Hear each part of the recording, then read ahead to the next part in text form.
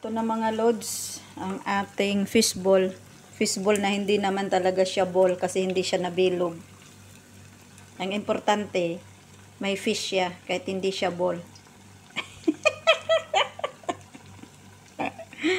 So, ayan.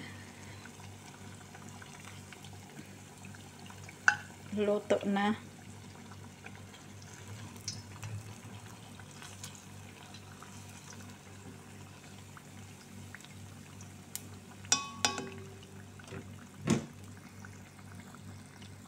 Maglalagay pa ulit ako.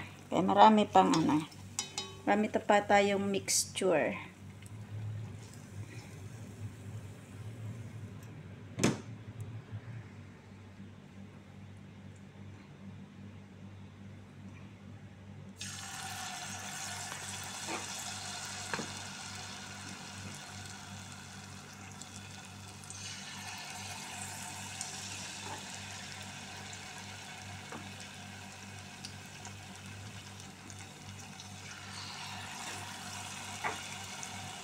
Hindi kasi ako marunong magbilog.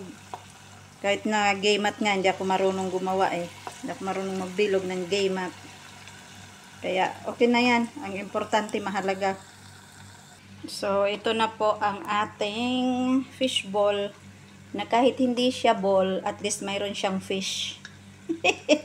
Yun ang importante, okay? So, let's eat na!